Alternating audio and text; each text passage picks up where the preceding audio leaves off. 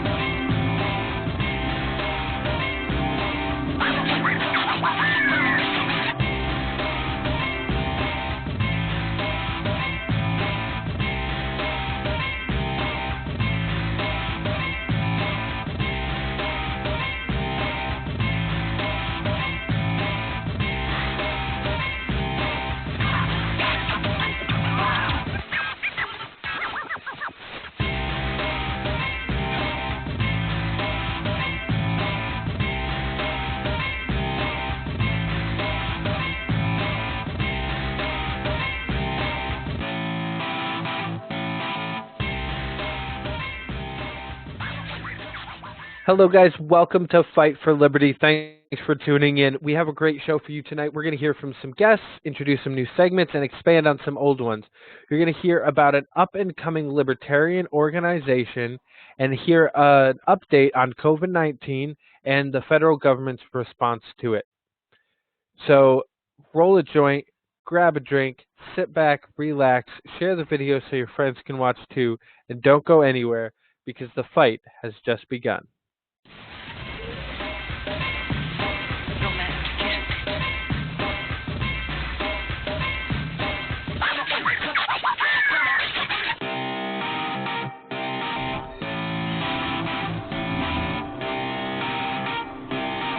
Shut up and sit down.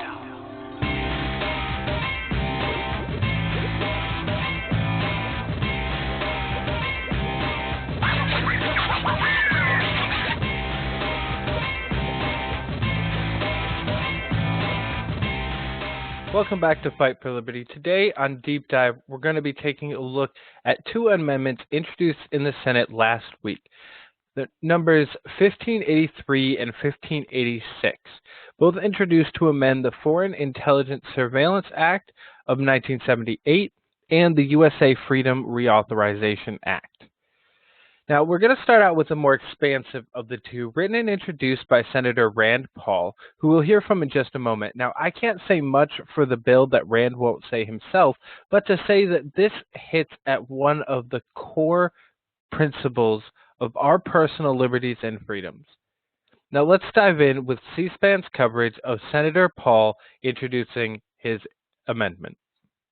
Thanks for watching Fight for The Patriot Act was begotten of the most unpatriotic of ideas, that liberty can be exchanged for security. The history of the Patriot Act shows that the exchange is a poor one. As our liberty wanes and wastes away, we find that the promises of security were an illusion. The history of the Patriot Act is really a history of how power corrupts and how bias and malfeasance grow when power is unchecked. The Patriot Act allows a secret court, FISA, to grant generalized warrants to collect personal data from millions of Americans. The spies who run these surveillance programs then lied for years and years to us. One of the most notorious of these liars was James Clapper. When cross-examined under oath by Senator Wyden, James Clapper denied that the government was collecting data on millions of Americans. A month later, the whistleblower, Edward Snowden, revealed that Clapper had lied. Snowden revealed that Clapper and others were using the Patriot Act to spy on virtually every American. Snowden revealed that the secret FISA court was allowing a single court order to command the collection of millions of Americans' personal phone data. Most members of Congress had no idea that this was going on. In fact, one of the authors of the Patriot Act publicly expressed his shock that such a massive surveillance of Americans was occurring with no notification of Congress. Clapper and others, though, said that's not true. They justified their actions by saying, "We've been briefing the elite 8 congressmen." Who are the elite 8 and who made them elite? The elite eight are the majority and minority leaders of the House and the Senate, and the majority and the minority leader of the Intelligence Committee in the House and the Senate. 8 people. When they were quizzed about this program, most of them said they couldn't remember ever being briefed on it. But the real constitutional question is, have we not changed and subverted the Constitution to make 8 people more important than the rest of us?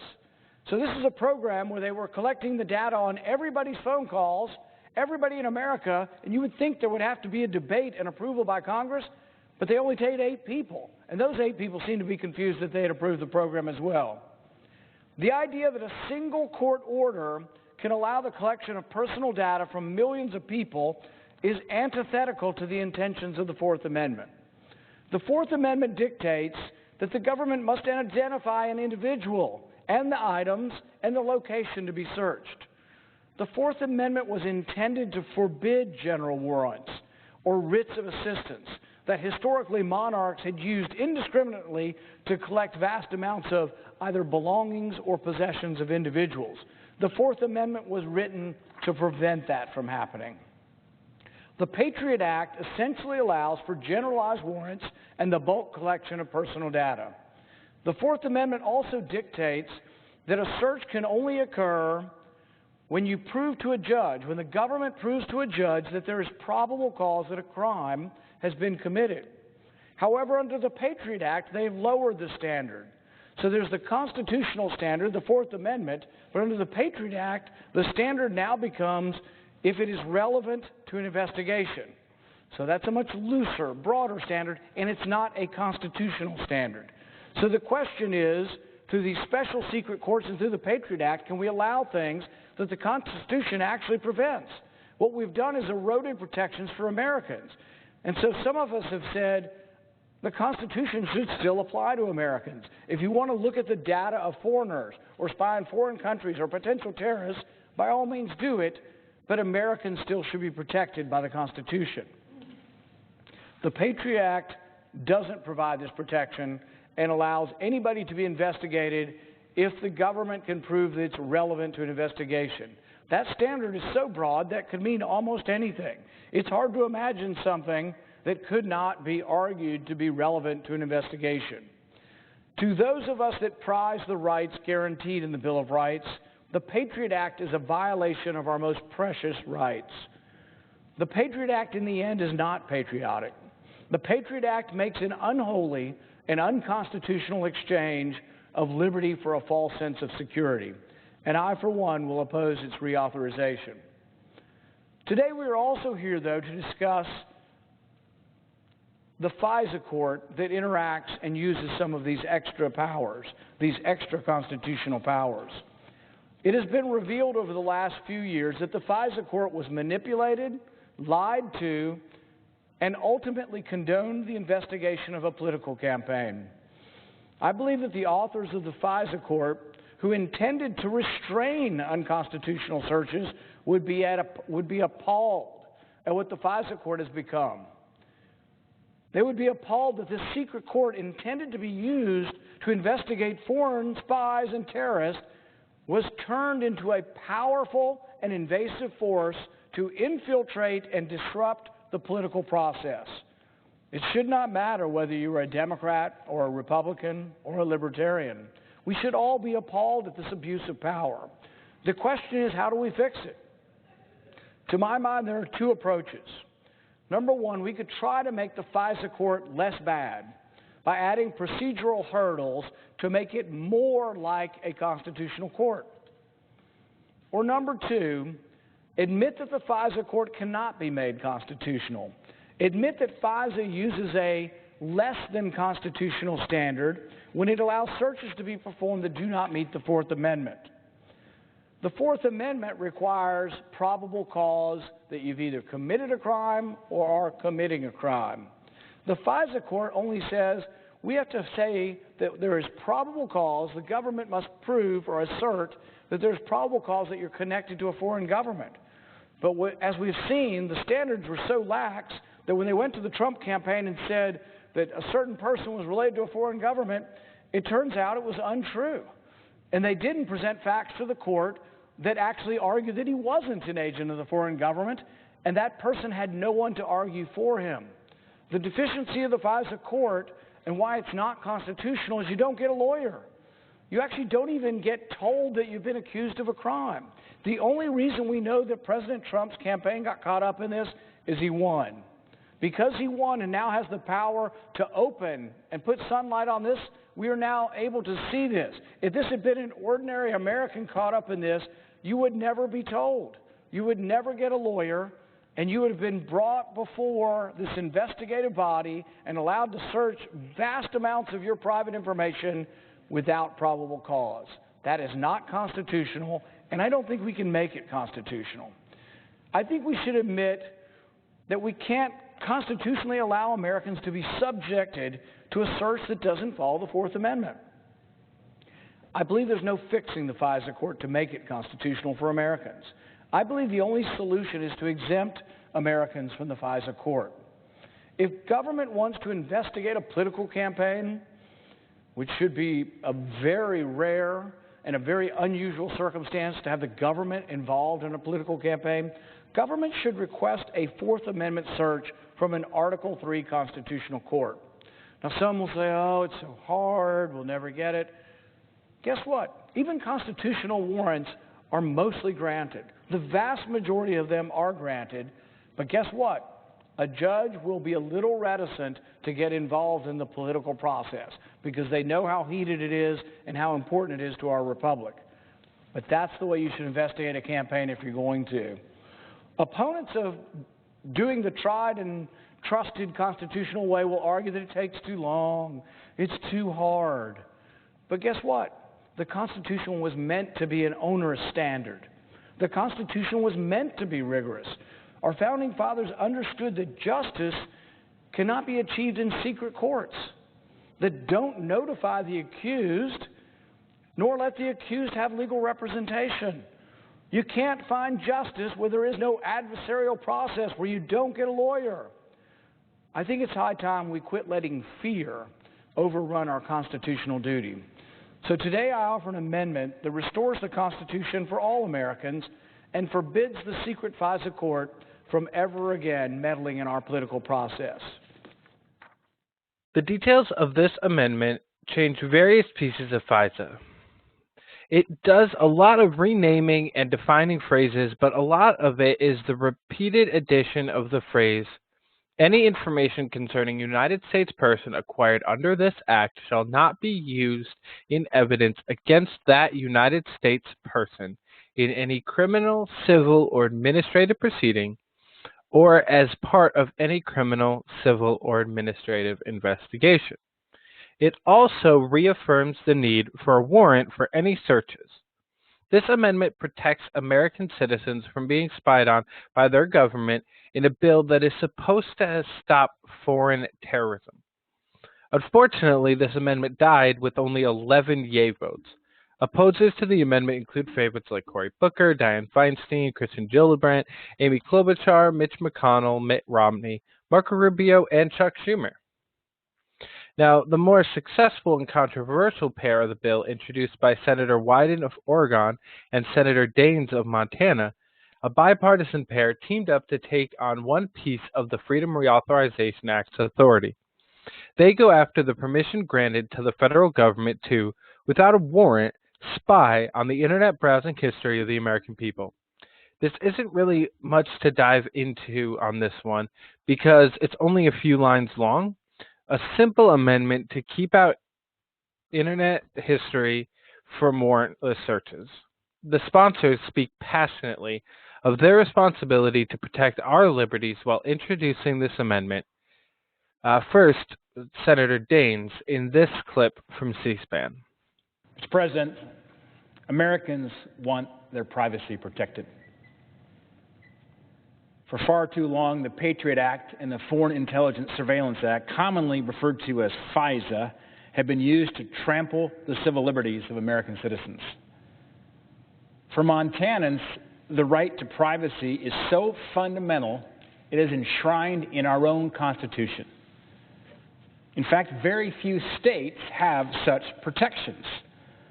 But the drafters of the Montana Constitution recognized that privacy was essential to exercise all of the other freedoms that we hold so dear. The bill the U.S. House has sent us does have some good reforms. It has some good provisions in it, including a provision from my bipartisan bill with my colleague from Oregon, Senator Wyden, called the Safeguarding Americans' Private Records Act, which would revoke the now terminated call detail program, which secretly collected data on our cell phones, our landlines, as well as private conversations. But the House bill fails to enact real reforms to FISA that will actually protect the privacy of the American people. And we saw what a handful of scornful government bureaucrats did to President Trump when they abused FISA to serve their political motives. Our own government spied on an American citizen, a political advisor to then candidate Trump, with no oversight. And what happened to President Trump can happen to anybody for any purpose, and that is a very serious problem. Republican or Democrat, we can't allow the abuse of our government intelligence services to be used for political attacks. It puts our democracy in danger, and it undermines the trust and the confidence that our citizens place in these same institutions that are meant to protect them. The House bill fails to prohibit the warrantless searches of browsing data and Internet search history. And it fails to include any meaningful oversight and accountability. We need to get government out of our private lives and instead prioritize freedom and privacy.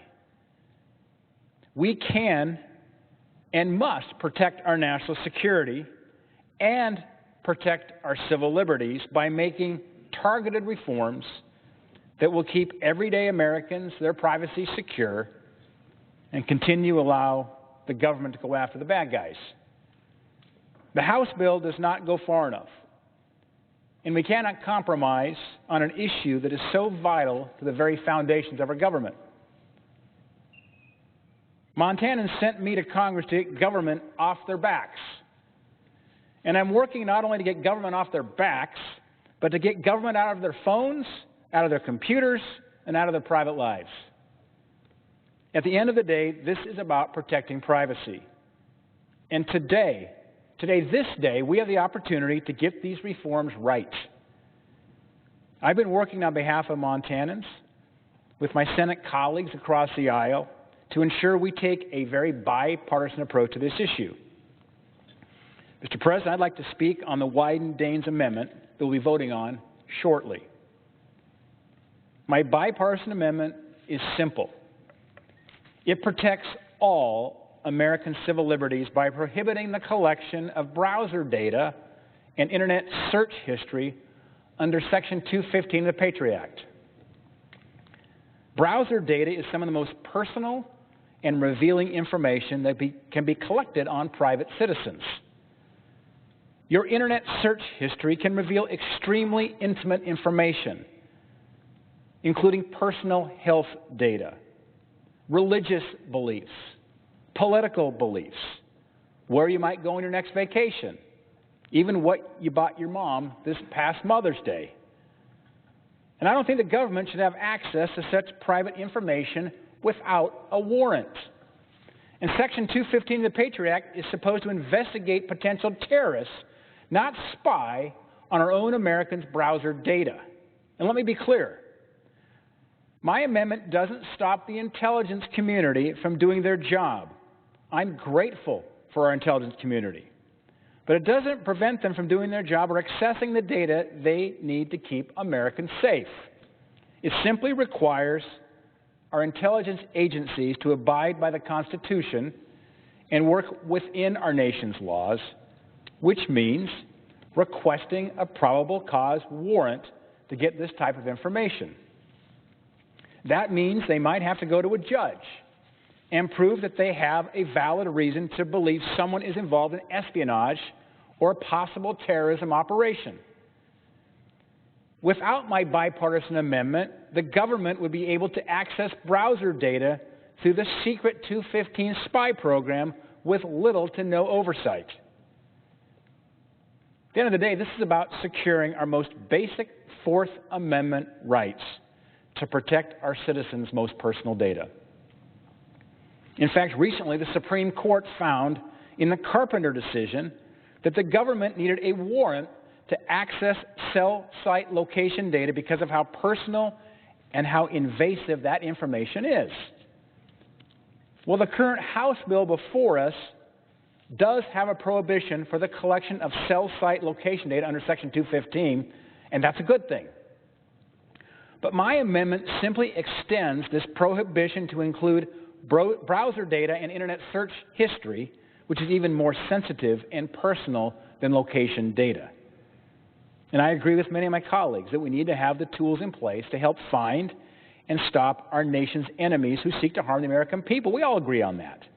Yet we also need to make sure we are protecting Americans from our own government spying and intervening in our personal lives. And my amendment balances these important civil liberties and national security by allowing the government to track down terrorists while also stopping them from violating the rights of law-abiding citizens. This is not a zero-sum game. We can have both. And this amendment has strong bipartisan support.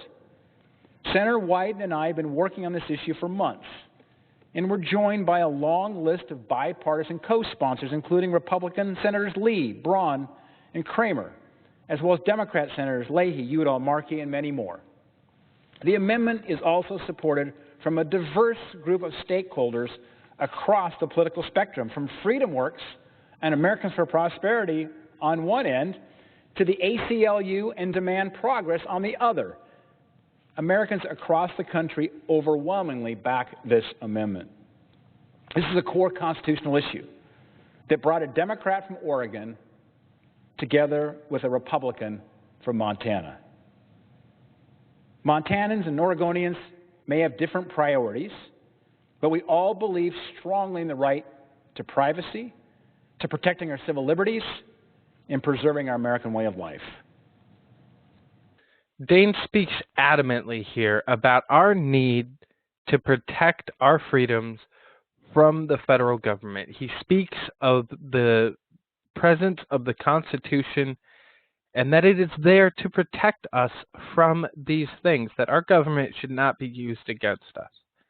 Now, Senator Wyden goes a little bit deeper and a lot longer, so we're going to give you a highlight reel of his introduction here. Mr. President, I rise to offer this bipartisan amendment because I think a basic question needs to be asked at this unique time.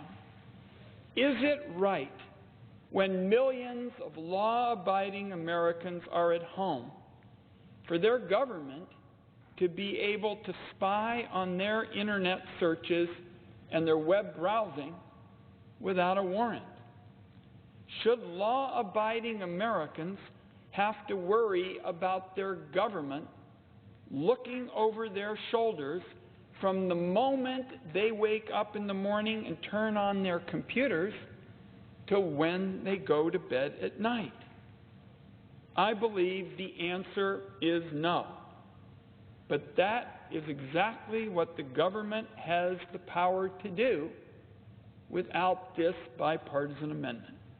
So the question that we're presenting is, don't those Americans deserve some measure of privacy? Don't they deserve better than their government snooping into the websites they visit? How can this be that the government can spy on them when they're not suspected of doing anything wrong? And most importantly, how is this okay in America? With web browsing and searches, you are talking about some of the most intimate, some of the most personal, some of the most private details of the lives of Americans. Every thought that can come into people's heads can be revealed in an internet search or a visit to a website.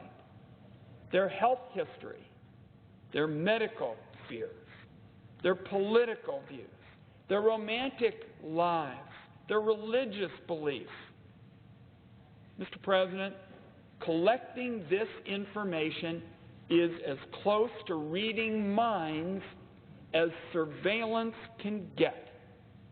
It is digital mining of the personal lives of the American people. Now, typical Americans may think to themselves, I've got nothing to worry about.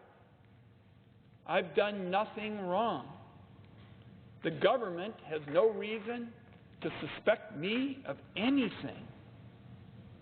Why do I need to worry? Unfortunately, the question is not whether you did anything wrong. The question is whether a government agent believes they have the right to look at your web searches. In other words, without this bipartisan amendment, it is open season on anybody's most personal information. Now, there's a simple solution. Require a warrant. With this amendment, the government can go to court and with a warrant collect whatever it needs from those who actually threaten the safety of our people. And in an emergency, something I feel very strongly about and have worked for as a member of the Intelligence Committee, the government can use emergency provisions, collect the information immediately, and settle up with the court later, proving once again, Mr. President, that liberty and security aren't mutually exclusive, that smart policies like this type of amendment help to get you both. Now, a brief explanation of how we got here. Right now, the government can collect web browsing and internet search history without a warrant under Section 215 of the Patriot Act. Section 215 from the beginning has been the most controversial and dangerous provision of the FISA law. That's because it is so extraordinarily broad and so vague. Under Section 215, the government can collect just about anything so long as the government believes it's relevant to an investigation. This can include the private lives of many innocent, law-abiding Americans. As I indicated, they don't have to do anything wrong. They don't have to be suspected of anything. They don't have to even have been in contact with anyone suspected of anything. Their personal information in some way, just has to be connected or relevant to what the government is looking for. Now, the Supreme Court did determine recently that physical tracking of Americans as they move around requires a warrant. And in this bill, Congress is finally getting around to stopping the government from using Section 215 to conduct warrantless collection of certain location data. But the irony is, and I say this to my colleagues because of this unique time, the irony is now that Americans have been asked to stay home and not move around so as to help our country fight this unprecedented contagion, they are more vulnerable to abusive surveillance than ever before. I think that's wrong, because I've long felt that these issues were fundamental to ensuring that we prove, as I stated earlier, that liberty and security aren't mutually exclusive, that smart policies give you both, and not so smart policies don't give you either. Americans deserve to know at this unique time that the government is not engaged in digital tracking of their personal lives. The warrantless collection of Americans' web browsing history offers endless opportunities for abuse. Donald Trump has called for investigations of his political enemies. Attorney General Barr has injected himself into investigations that affect the personal or political interests of Donald Trump. All it would take is for some innocent American's web browsing history to be deemed relevant to an investigation, and the government's off to the races, collecting all of that personal information. This is not a partisan proposition.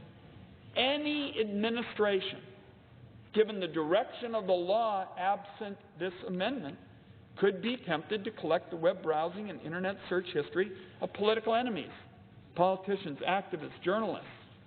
And I'm just, before we wrap up, going to touch on some of the arguments against this amendment. At some point in this discussion, someone's going to come and say, this bipartisan amendment is going to be pretty much the end of Western civilization. As we know it, we won't be safe. It's not going to protect our liberties. It's going to set up all kinds of arbitrary policies. And I just want to show how those arguments don't hold water. But the big picture response to this argument is that it's Congress's responsibility to determine when some information is so sensitive that it requires a warrant in this bill. That was done with respect to geolocation information. I believe digital tracking of innocent Americans demands the same protection. The other argument I imagine we'll hear is that this amendment would create protections for Americans that don't exist in the criminal context. The problem with that argument is that Congress isn't legislating on the criminal law right now, but it does have a unique opportunity to prevent intrusive surveillance of Americans and prevent abuses. Mr. President, FISA requires an extra layer of protection.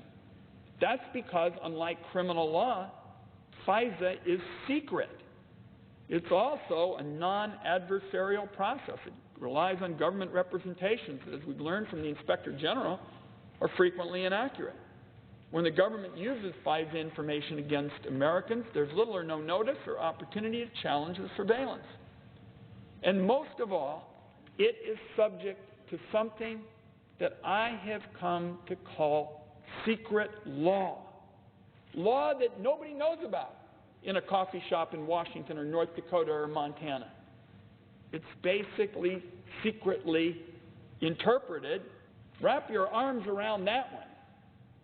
Congress explicitly approving of the warrantless collection of Americans' most private information when millions of Americans are sitting at home today. At some point, Mr. President, I believe the Senate needs to focus on a little bit of history. Section 215 was secretly interpreted and abused in the past.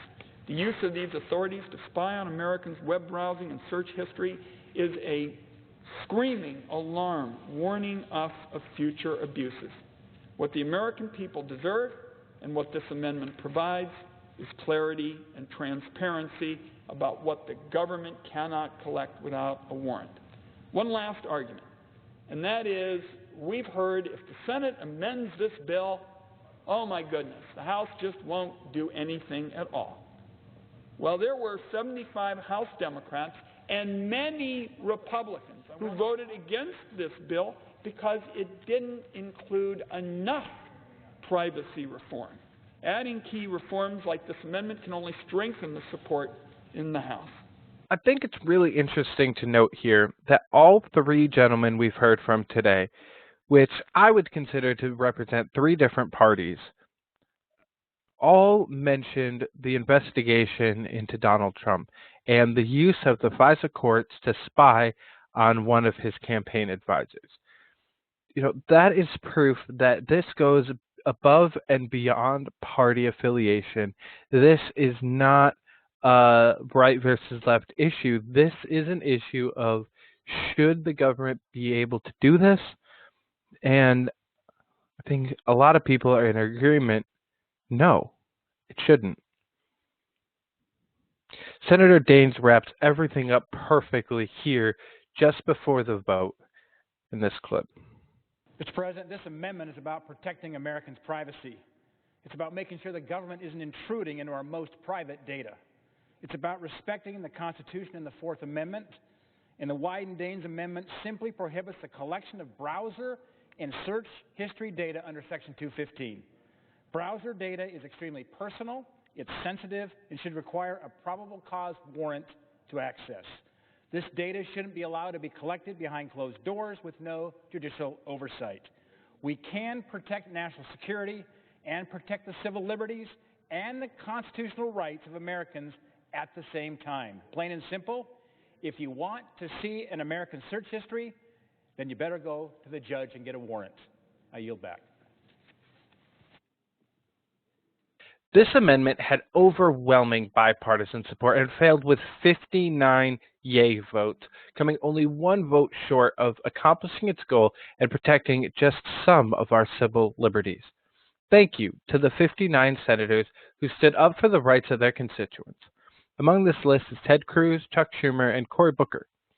Of course, the nays were riddled with sellouts and establishment players like Graham, Feinstein, Inhofe, Burr, and Romney. Now, Senator Bernie Sanders is under a lot of fire for being one of the 4 senators to not be present for either of these 2 votes. And a lot of people are blaming him individually for failing us. But there were 41 people who chose not to show up for our liberties, 41 senators that we cast ballots for that did not care enough to ensure the freedoms that they swore to protect. Now, we cannot continue to allow our government to strip us of our rights, as we are stuck at home with our jobs made illegal, socializing made criminal, and masks made mandatory. Our government is sitting in Washington working on new ways to take away your rights. While you live online, the government wants added permission to spy on your internet history. While you have to worry about getting arrested for not wearing a mask, you have to worry about getting arrested for something you posted on Facebook. When will we say enough is enough and demand change in our government?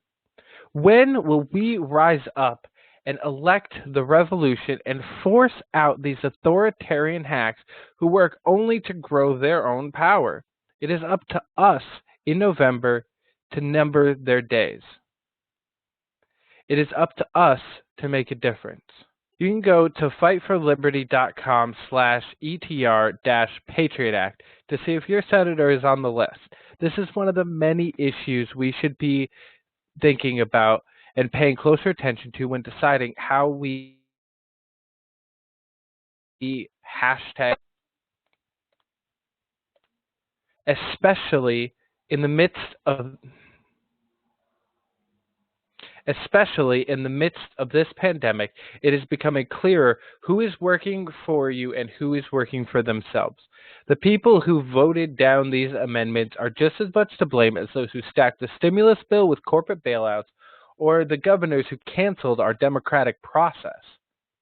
They all must be removed, and we have to replace them with people who are not afraid to call out the government's bullshit. People like Senators Paul, Daines, and Wyden, or Representatives Amash, Gabbard, and Massey, politicians who are not there for careers, but for people.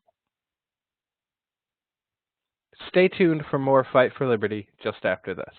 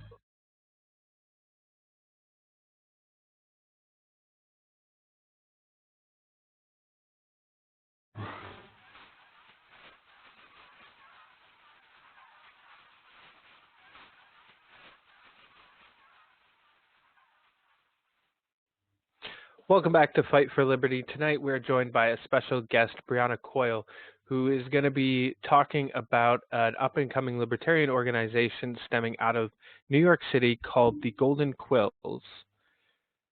So, Brianna, welcome to the show. Glad to be here finally, about damn time. Yeah, for sure. Been a while in the making. Um, so, tell me a little bit about yourself, where you're from, what you do. All right. Well, I am from Queens, New York, Ozone Park area, so that's about southern Queens. And I Nice. am the New York City coordinator for Vermin Supreme's campaign, Team Supreme. Awesome.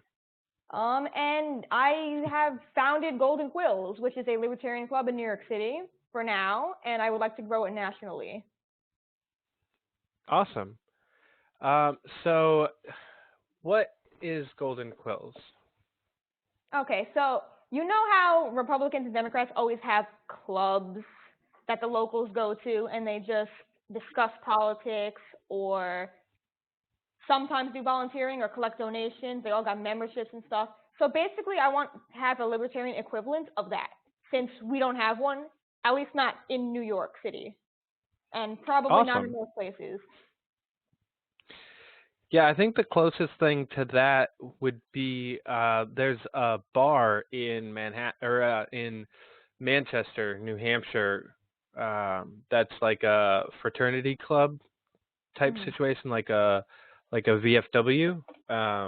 That's all libertarians, but I'm pretty sure that's the only one in the country, the only one that I know of, at least. Oh, wow.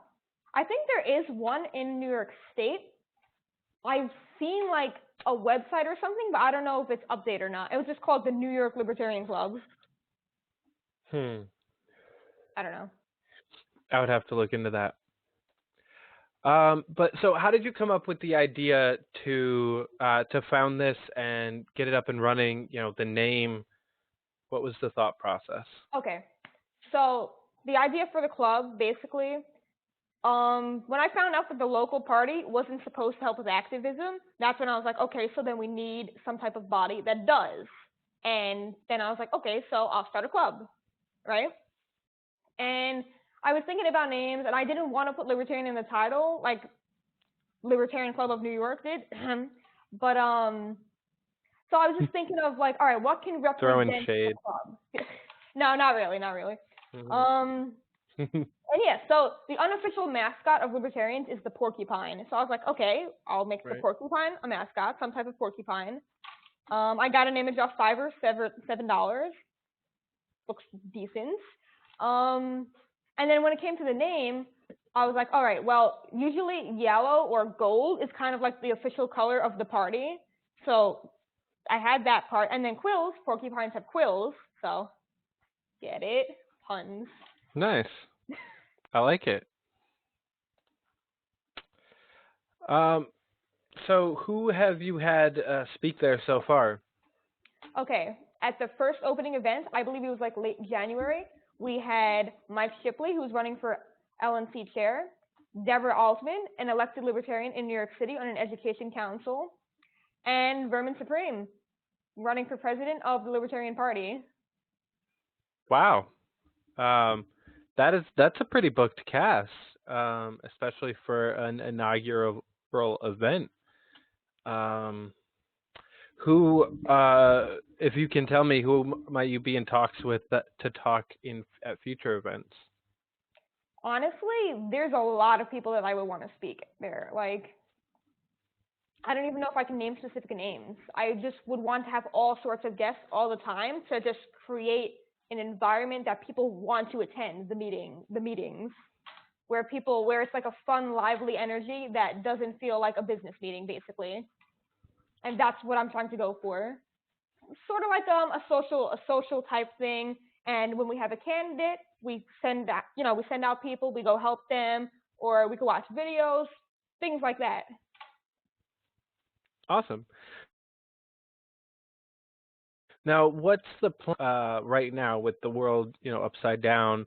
Obviously, we're not gonna all go to a bar or a library and hang out. What's kind of the plan going forward?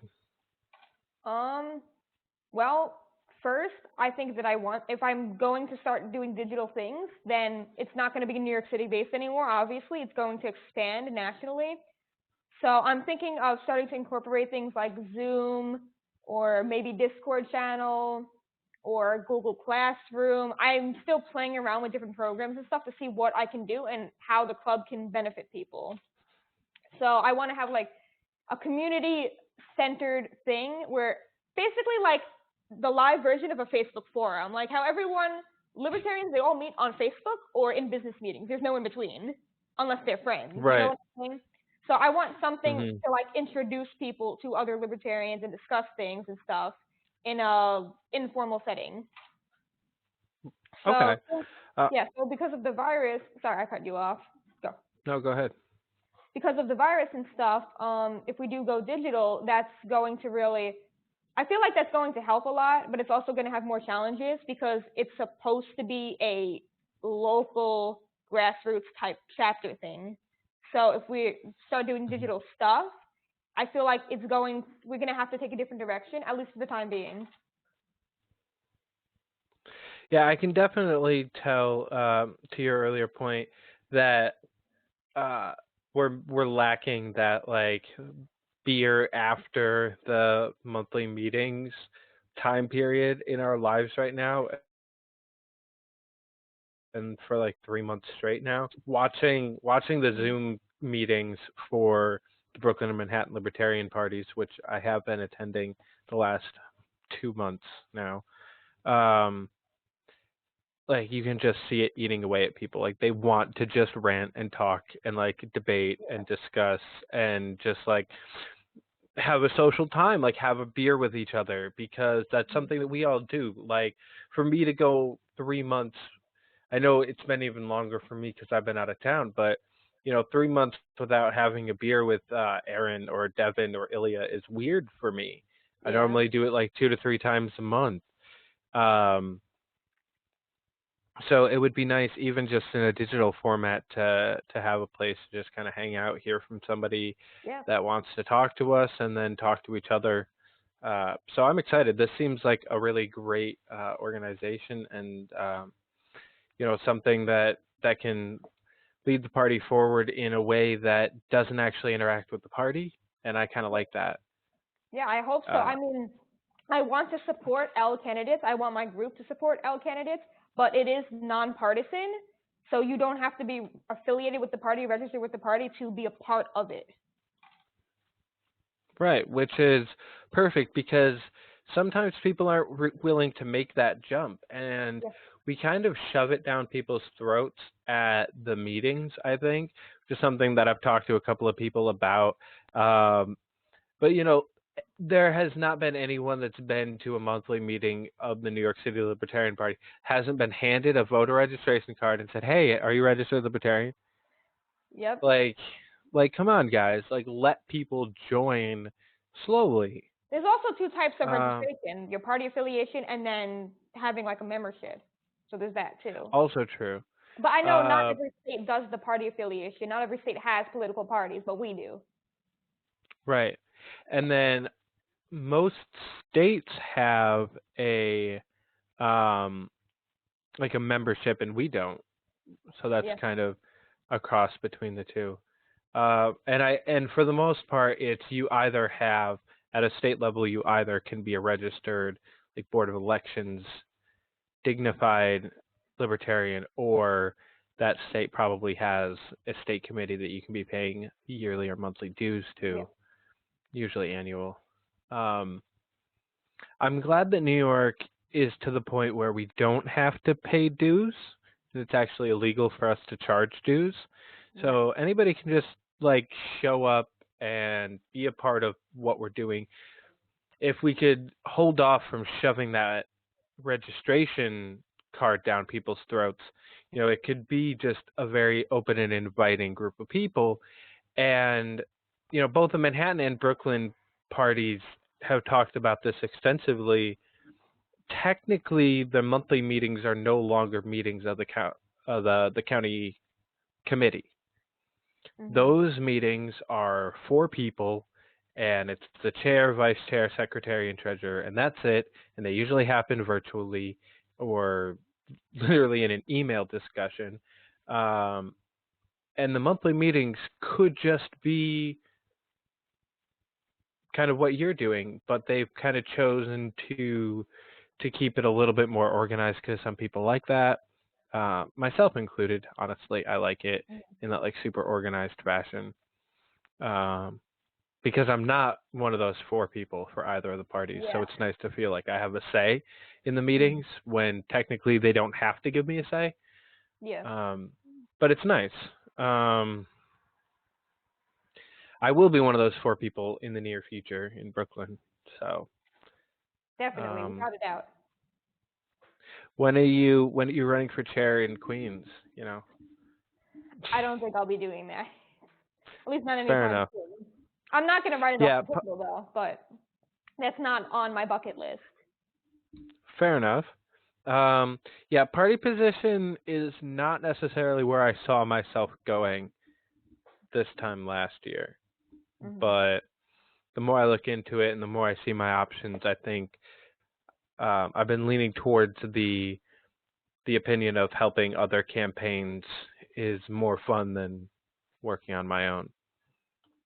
Yeah, I get that. Being on a campaign is like really fun, like regardless of what type of campaign it is. Yeah, those 4 months in New Hampshire were by far the best 4 months of my entire life. Yeah, well, you were on a national working for campaign, Tulsi. so that's insane. Yeah, I mean it was definitely above and beyond what I could have expected to be doing at this stage of my life. You know, in a complete other state, living with people that I've never met, like just kind of stranded places, hoping that the people that I work for are going to come through and like have a place for me to sleep tonight. Because there were times when like I didn't know until like 8 p.m. where I was sleeping that night. Oh, that's And but it was also kind of awesome because I had a place to sleep every night. Like there was never a situation where I like was sleeping in my car or something like that, you know, or had to get a hotel room. So it was awesome because I trusted them and they always pulled through. And I expect that, and I think that I can expect it for a good reason out of all the campaigns that I'm working on this year and next year. As I rack the numbers up of the campaigns that I'm working on. I had Tucker on last week, and he showed me up by, you know, showing how few campaigns I'm working on. So now I'm trying to, you know, best him. Just kidding. I could never. He's working on like 2 different national campaigns plus others. So, yeah, that man is insane. But I wanted to ask, what's like the end goal of Golden Quills? At what point would you be able to look at it and say, all right, we did it, it's done, like I made it? I think if it ended up being something like YAL or SFL, then I think I could be very proud of it at that point. I don't know if it will get there because every other libertarian organization isn't really devoted to libertarians, but liberty-minded people, right? I want to have more of a central focus on the big L and the little L instead of just little L. You know what I mean? Yeah, definitely. I want to have a not Republican light. That's a big thing for me. And also possibly, but a little bit of Republican light and possibly a little bit of Democrat light. You know, not ruling all that out. I like how you said big L and little L. For me, I was just gonna say, not a lot of people want to mix those together. You know, they're either for the party or they are for the movement, and there's a very clear divide in the party right now between those two. It's hard to find people that care about both. Yeah, exactly. And both are very important because I feel like if the movement would just enter the party's success would be like doubled because the movement is greater. Right. But a big thing that I talk about a lot is the divide between libertarians, like the radicals, and then the Republican lights. Because I feel like when there's so much imbalance, it makes everyone from the left to just completely overlook us. And especially being in New York City, I feel like it is vital that we have to communicate with the left. And I feel like there's so many great issues that we can do that on. And I want my club to be presenting these issues, be like, yes, these are libertarian issues. Like, yes, we want to abolish ICE, stuff like that. Perfect. Instead of just talking about guns and taxes in a demographic that does not care about those two things for the most part. Mm-hmm. Right. I know when I was running last year, I was also campaigning for Devin, and I was happy that he also understood a little bit of what you're saying. Mm-hmm. He didn't take the mainstream like left issues like you're talking about, and like I kind of did, like the abolish ICE, no new jails, decriminalize sex work, legalize marijuana, like those kind of issues. I took those, and he took kind of just out there, completely separate issues that nobody's really talking about. Yeah, that's not bad either. Which, yeah, and I really appreciate that at no point in time during that campaign, working for myself or for him, did I ever really get stuck in a rut of Republican light. I talked about guns to one voter, and they brought it up and agreed with me on it. So, like, obviously, if they say, well, are you going to take my guns? Like, no. I'm going to answer that question honestly. Obviously, it's a perfect like softball, but I think more people need to understand that exactly what you're saying, that we have a whole other half of the country that libertarians don't typically market to. Yeah, and I suppose like if the issue comes up, like if somebody does ask you about guns, then sure, talk about it. But don't go and start talking about these issues to someone on the opposite side of the spectrum that's probably not very friendly to those issues. And that goes for both sides. That doesn't just go for the left. That goes for the right too. Yeah. I think you can really tell the quality of a volunteer by how they react at a libertarian event when we have the world's smallest political quiz. Mm-hmm. Because if you volunteered at like Pride or Atlantic Annex or any of those events, we that's our get them. Like, hey, do you want to take the world's smallest political quiz? Like, that's how we talk to them first.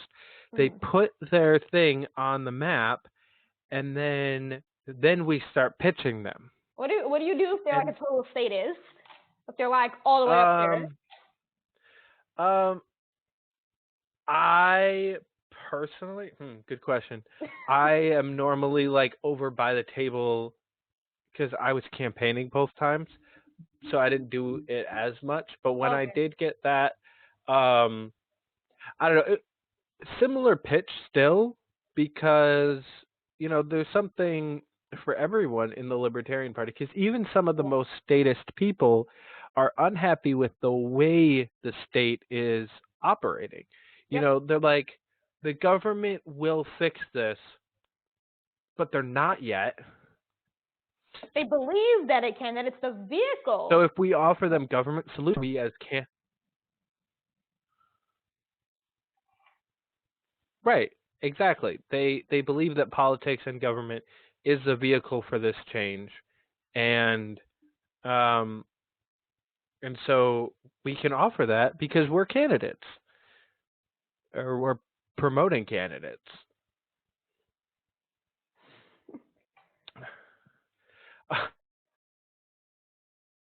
Yeah, I definitely feel like, to what I was saying, that you can tell the quality of a volunteer because I would watch someone place the star like way on the right, and they would go in and be like, we need to fix abortion laws, or and just, or the exact opposite, what you were saying, somebody's way on the left and the first thing you mention is taxes or abortion.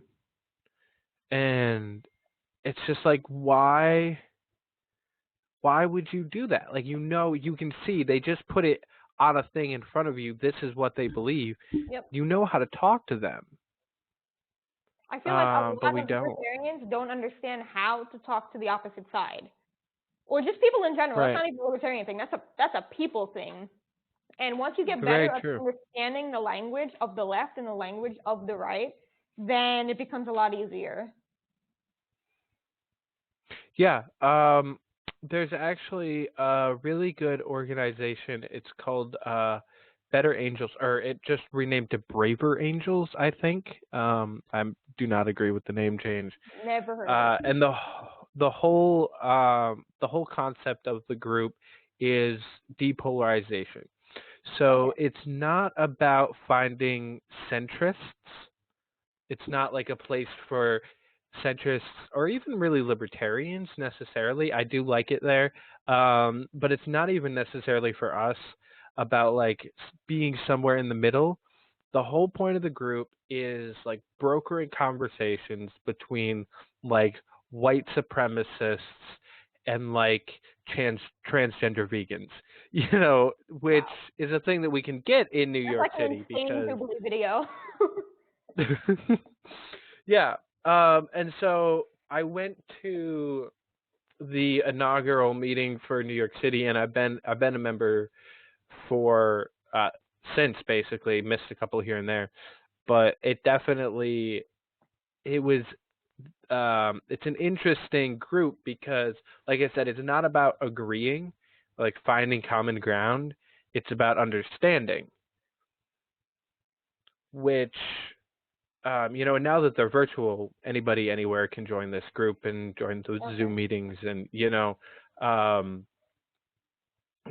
just go to their website. They have a PDF for both people. It's like, I think it's literally called like How to Talk to a Liberal and How to Talk to a Conservative. That's great. And it's like a 15-page PDF that's just like, this is how you talk to somebody. Because I agree with you. I think we're sorely lacking that ability right now as humans in America. And We communication can't. is so important. It's like the number one thing. Right. And we're just getting terrible at it. And I don't even understand why, because we're in constant communication more than we ever have been as humans. So I don't understand why why communication is deteriorating. You would think it would be getting better.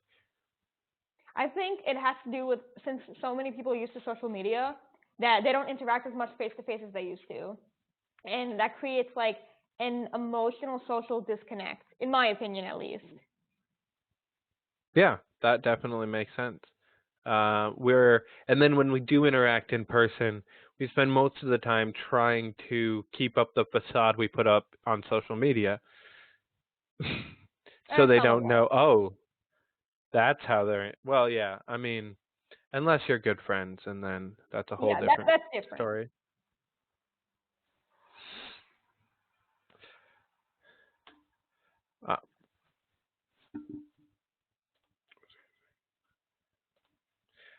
So what other activities are you thinking about kind of holding as or under the banner of the Golden Quills, other than just, is it going to be mostly just like meetings like you had with Vermin where you have candidates come and speak, or like what other activities do you want to do as a group?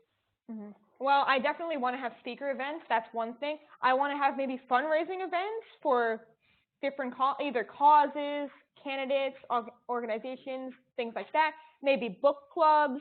We could have Liberty movie night or whatever. We could watch.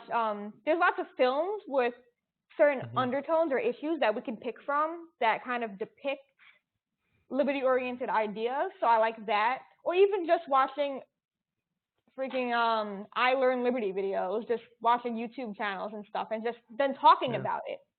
Just having like a social connection with whatever type of event we're doing. And so like V for Vendetta movie night? Sure. Okay. There's all sorts of events I want to do, all sorts of different things. But we could have snacks and a speaker or whatever the group wants to do. Maybe the group can vote on it. I don't know. I haven't planned everything out precisely yet, but once I start getting membership, then that's when that's going to start happening. Gotcha. That makes sense. So, yeah, speaking of membership, you can go to golden-quills.com and read about everything that she's doing, frequently asked questions, and there is a membership tab. I have to activate the digital membership. I do have a form. I put it on the Facebook, but I didn't put it on the website yet, so I got to get to that. Okay. So she'll get to that, but it'll be there soon. So definitely go like the page on Facebook, though, and go to the website, check it out, see what's going on, see if there's anything interesting that you want to take part in.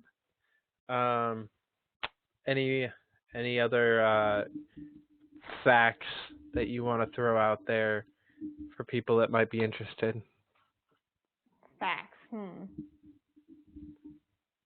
I think all of the facts that I would throw out are on the FAQ page.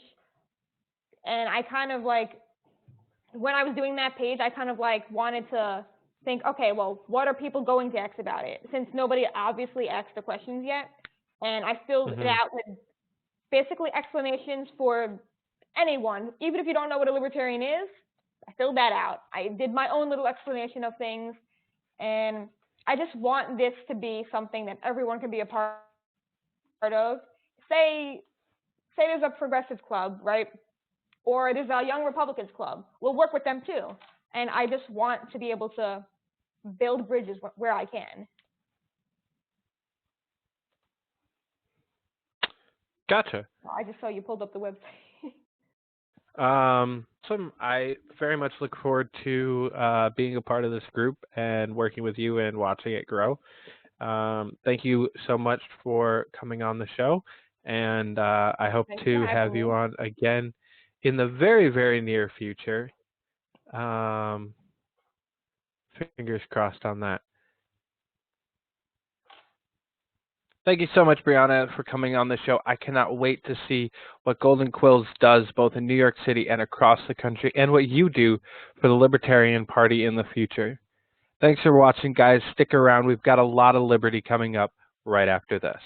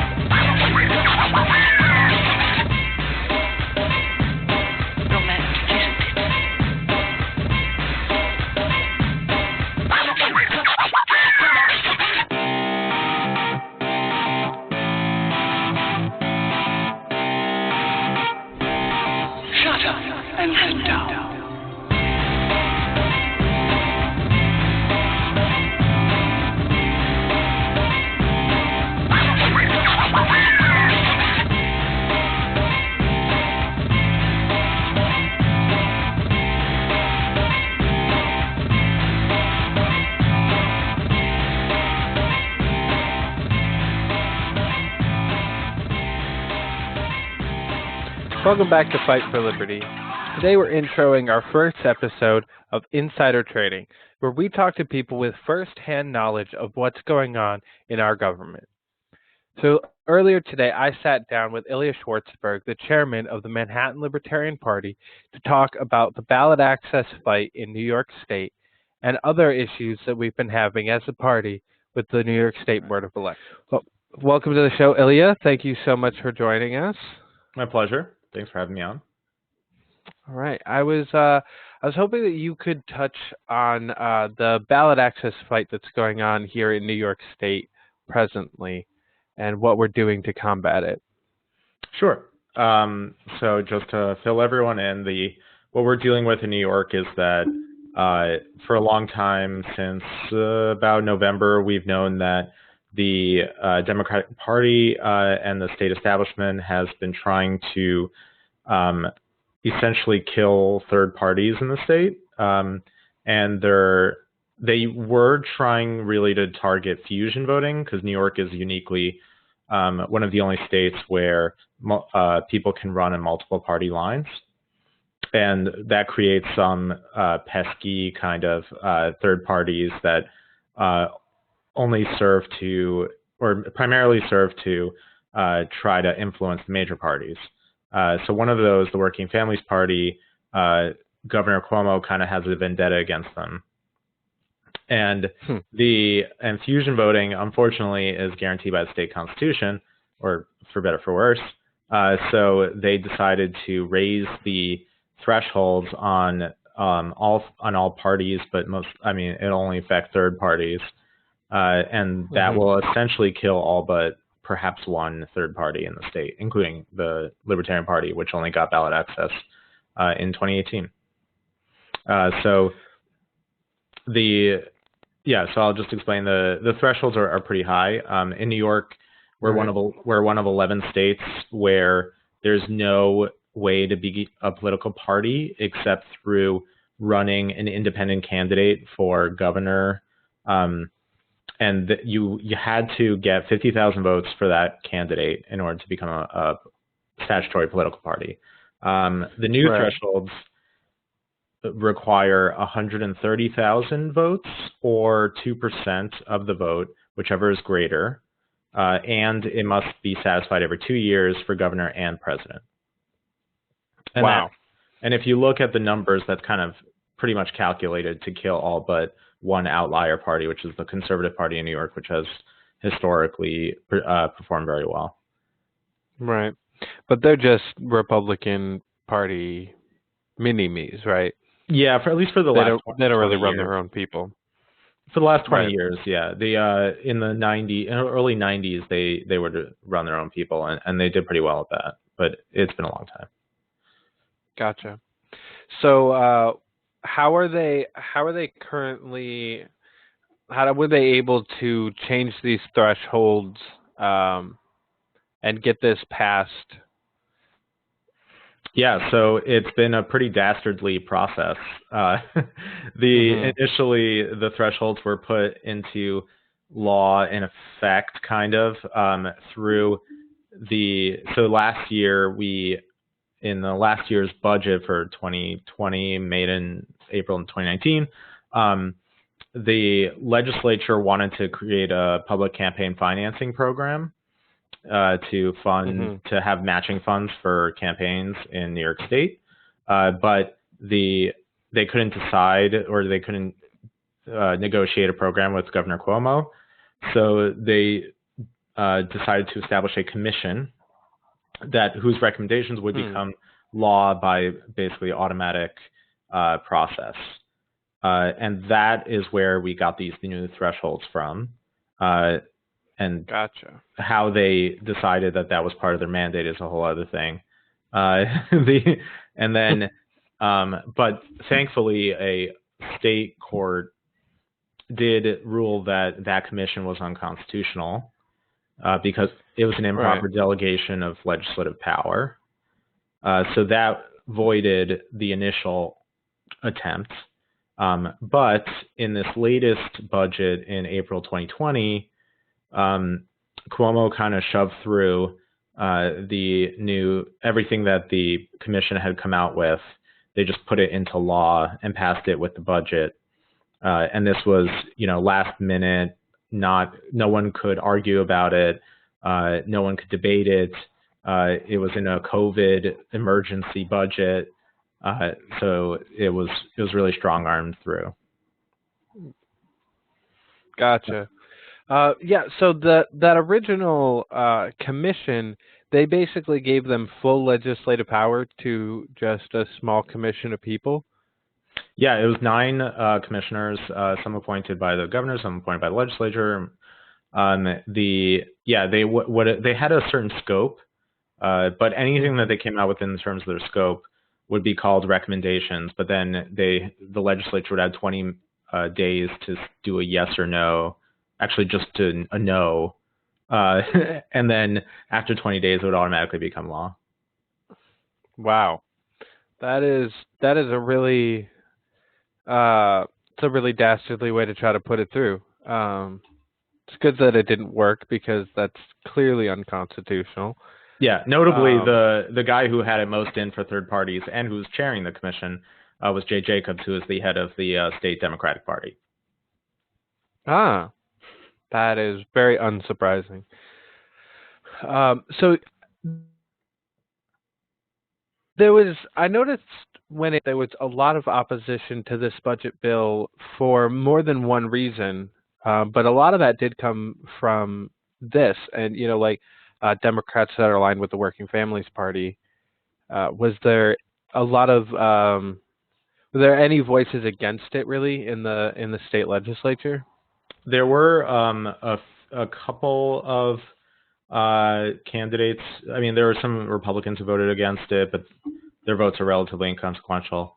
There were a couple of left, kind of radical left figures who voted against, but the budget had enough votes that it didn't matter.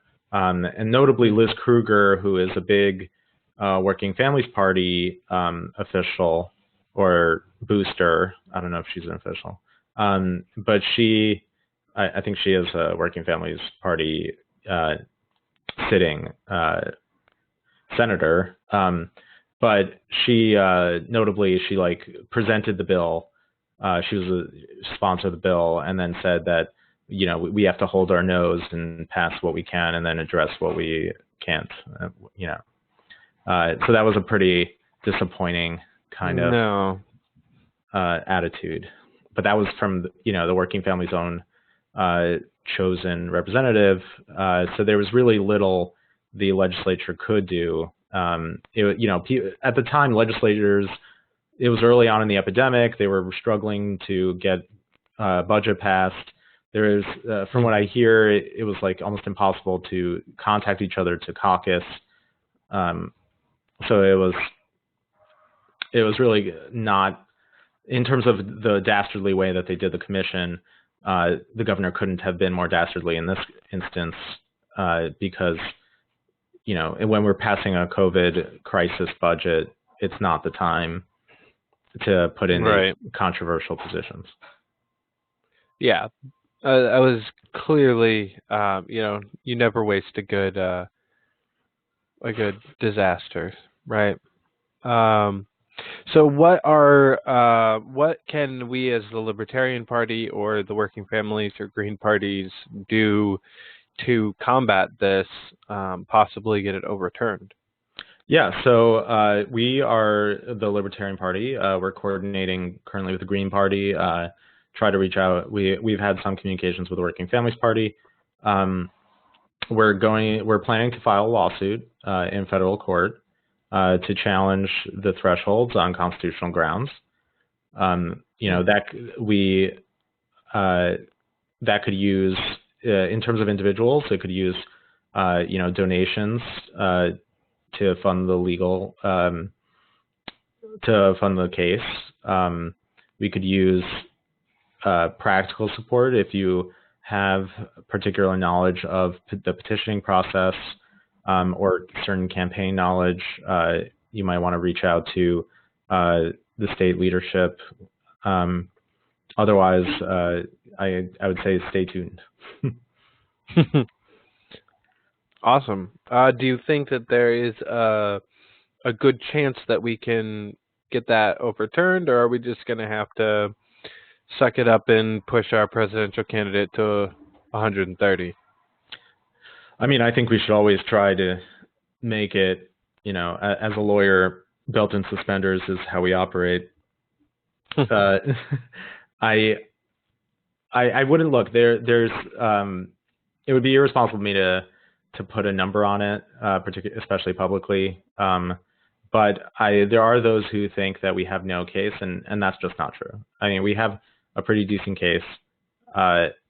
It's not, there's always there's always chances in litigation. There's always the chance that we get a judge who, if they want to rubber stamp it, there are ways to do that. So it's not slam dunk, but we have merit. Awesome. Well, that's good to hear. Now, this isn't anywhere close to the first time that New York State has tried to fuck with third parties. So I know that you had a good hand in solving and representing us for when the debacle happened last year on Election Day, where we all showed up as Working Families Party.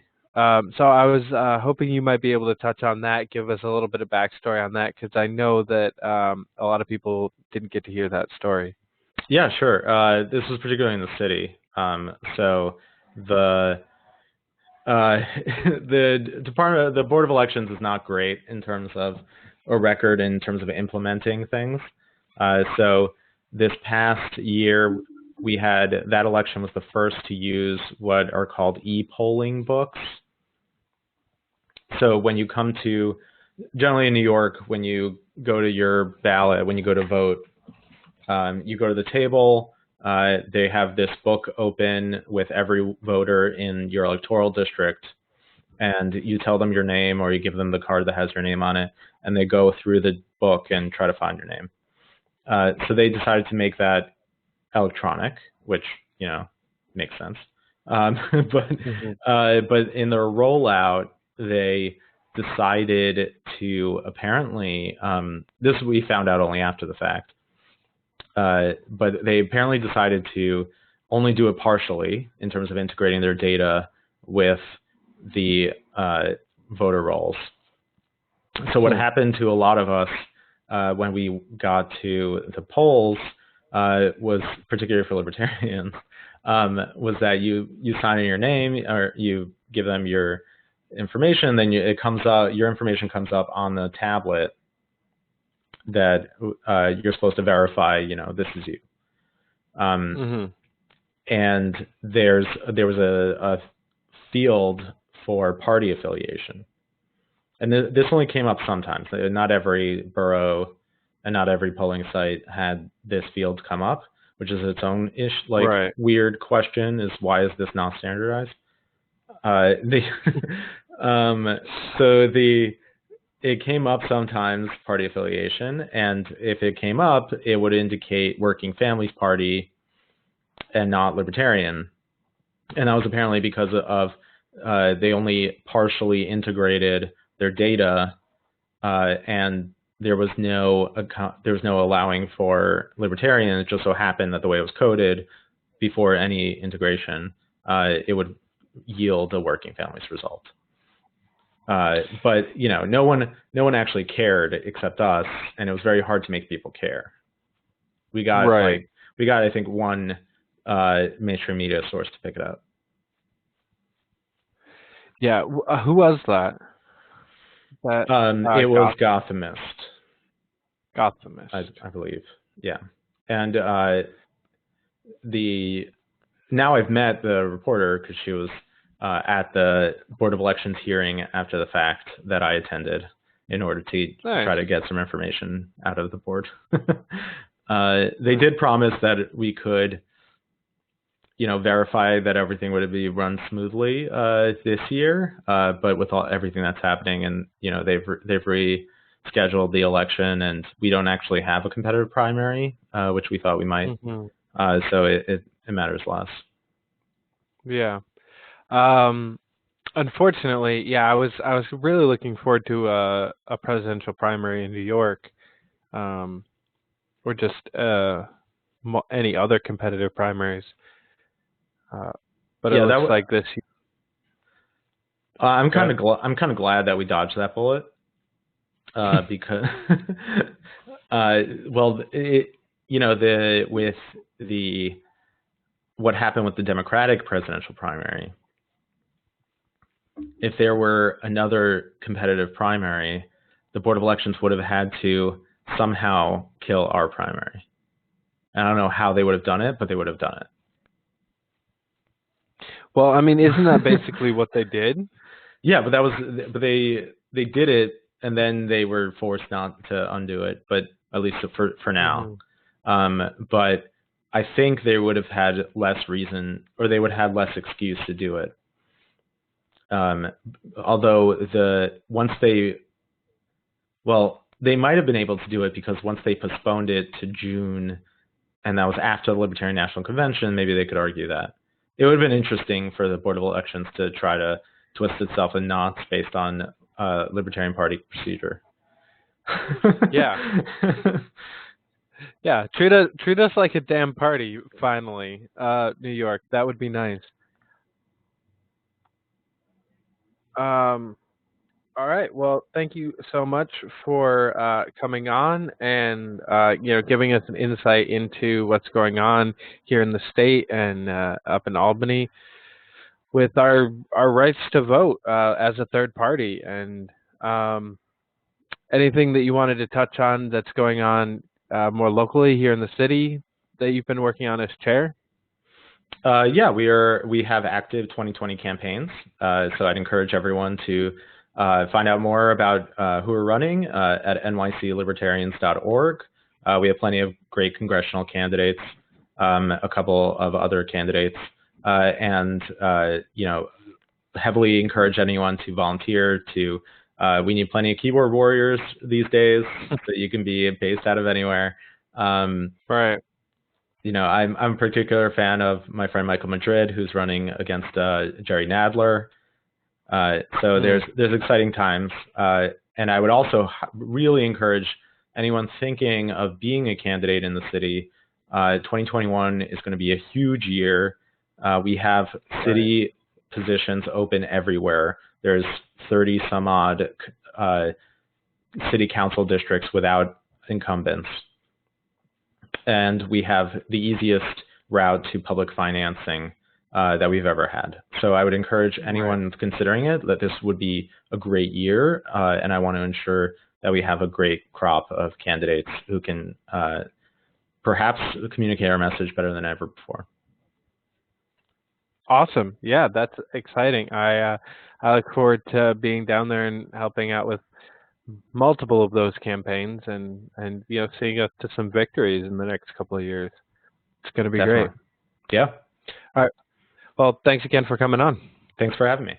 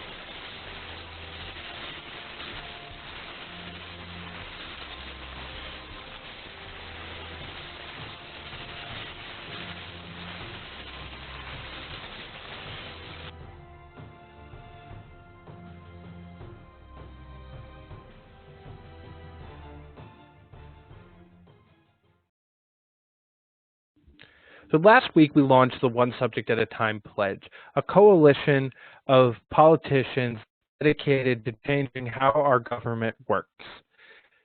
And since then, we have a signature alert.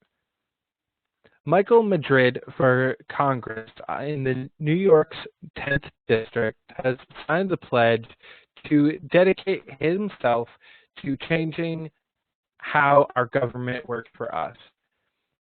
He said that we do not want to allow the government to continue to manipulate and hide what they're doing, and want to fight for your freedoms, your rights, and your liberties in Congress. And for that reason, Fight for Liberty is endorsing Michael Madrid for Congress this year. Shut up and sit down.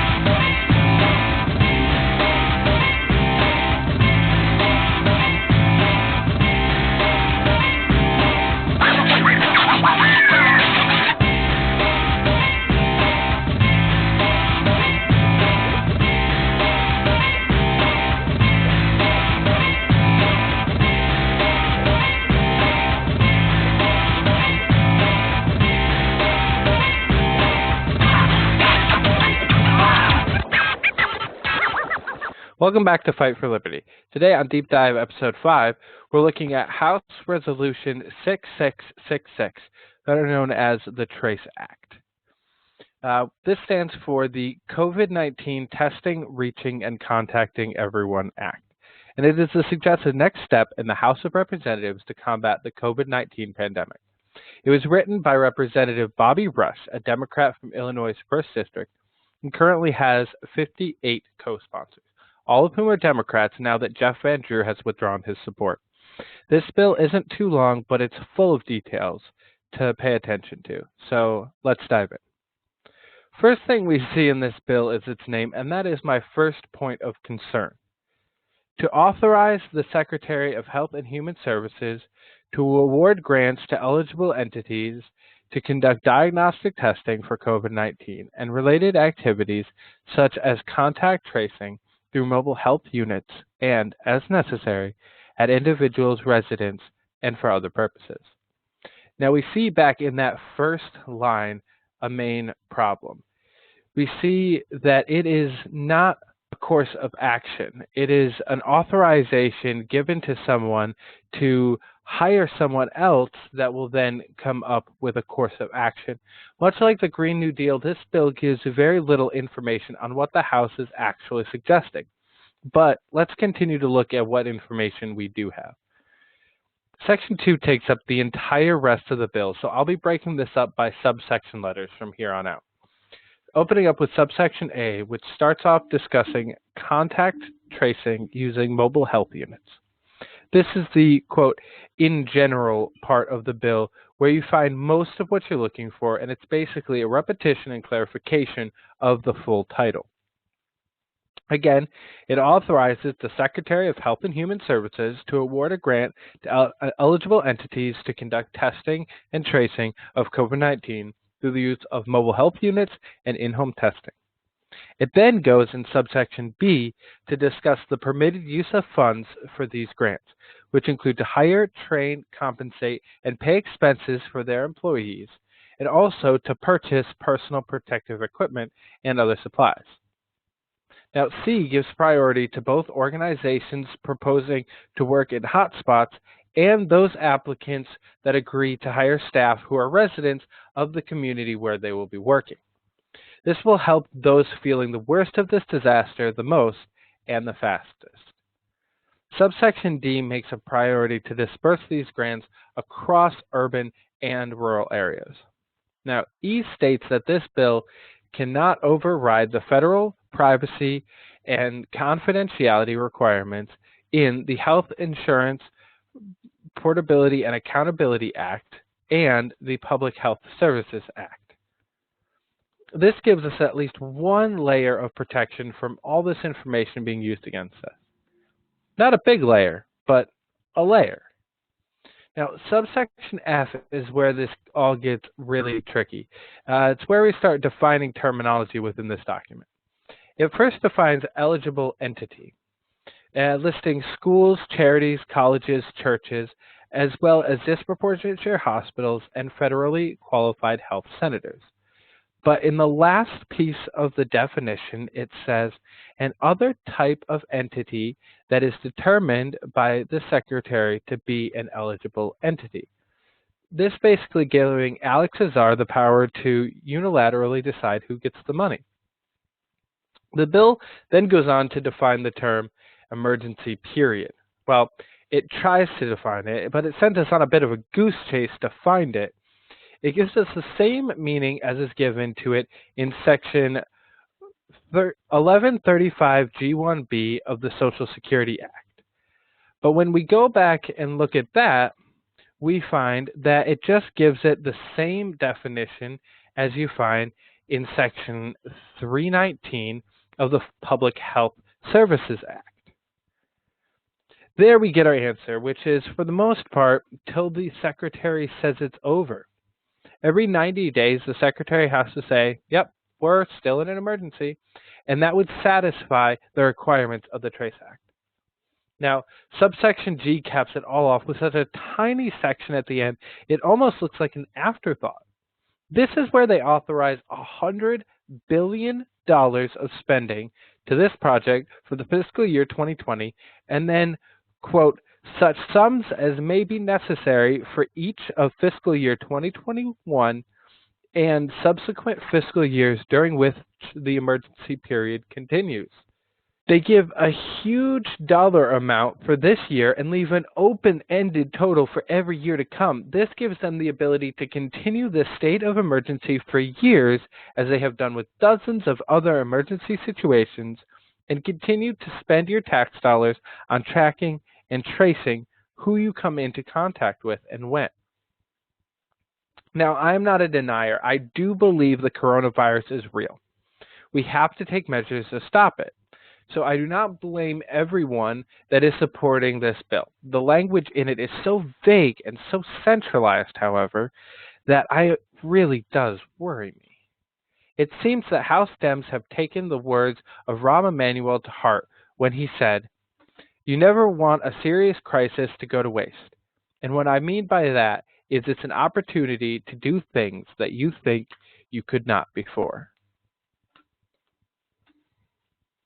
Are we really just dropping $100 billion on a third-party solution for maybe a quarter of the problem? Is that the only way the government thinks? Just throw money at it until it goes away? Do they realize we work for that money every day? Now, as I said, I'm not a denier, and I understand the need to do something. Therefore, this is not an elect the revolution episode by any means. I'm not condemning the politicians who are co-signing this bill, only the ones who wrote it, and the people who continue to vote for or not vote against the corrupt, power-hungry people that keep moving the needle further and further from freedom.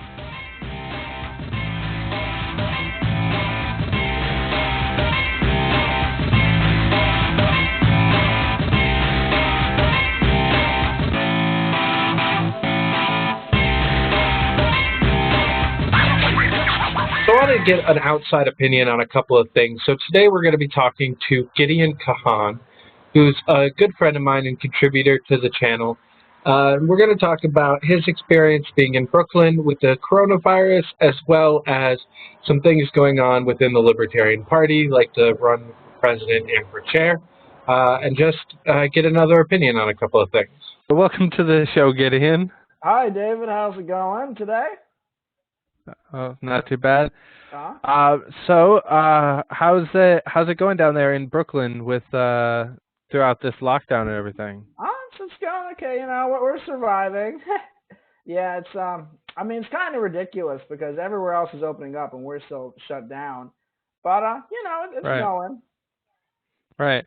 And even with that, you guys were significantly more shut down than most of the rest of the country was. You know, I could still go out and do most things. What was it like in the city during the last month?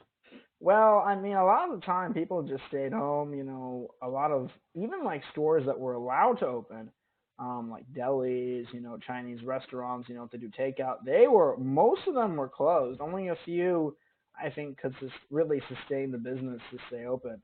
Because when they closed everything else, it actually negatively affected them as well. Like if you close like the big popular bar next to your deli, right? Or you close the subways from like 1 to 5 a.m. and your deli is like right next to the subways.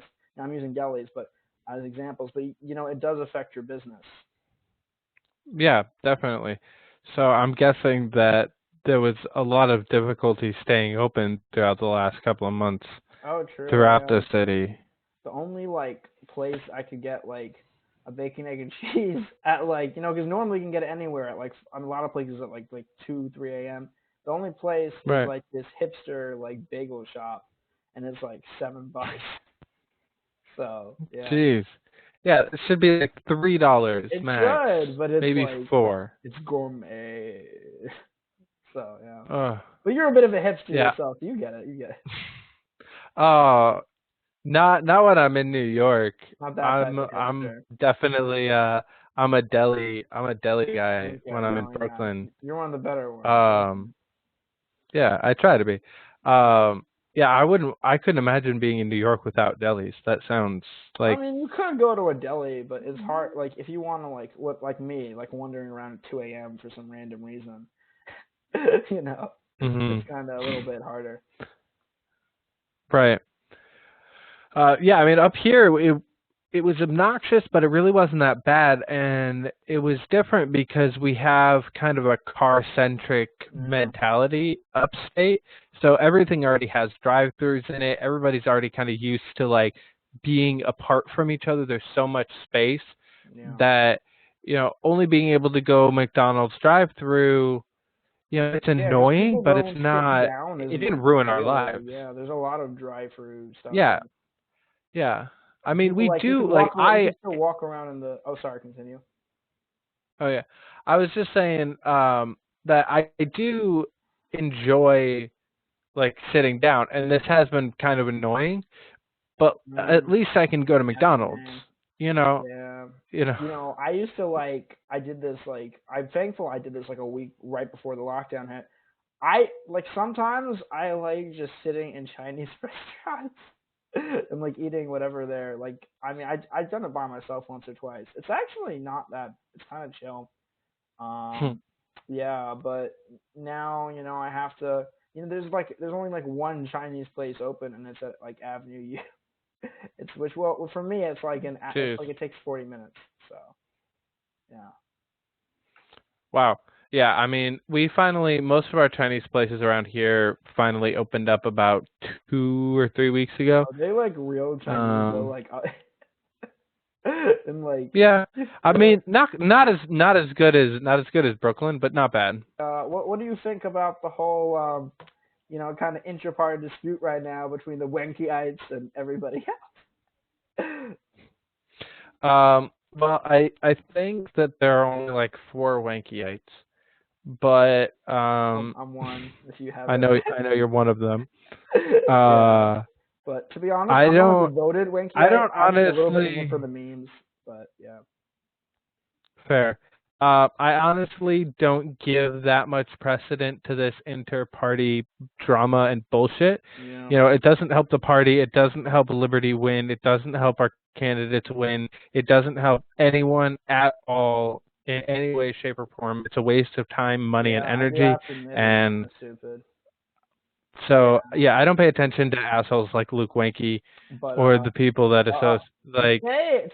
spend all of their time. To say something, though, Luke Wanky, he does some controversial stuff, but people have been trying to push him out of the party, and that is kind of where this originated from. Like, if they just left Wanky alone to do his own thing, we would not have a dispute, but a lot of the time they like to kick these people out because they think it'll get them more broader support. But as we know, we're not going to, that probably won't occur because people already have their biases about libertarians. We're not going to attract 1 million people just because Luke Wanky is out, Right.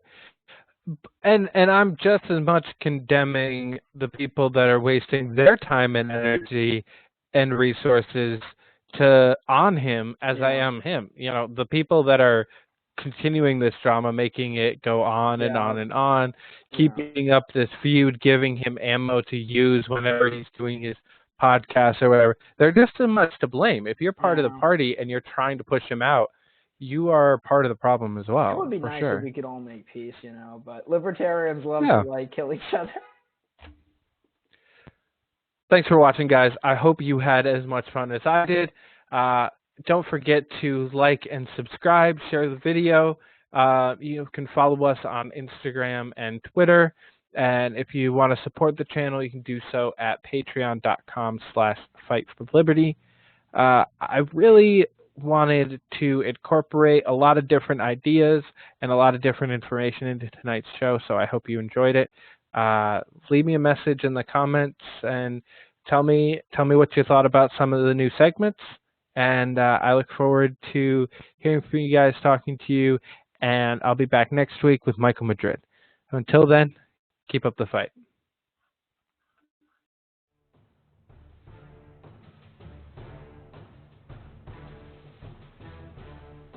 Thanks again for watching, guys. Don't forget to follow us on Twitter and Instagram at Fight for Liberty, and support the channel at patreon.com/fightforliberty.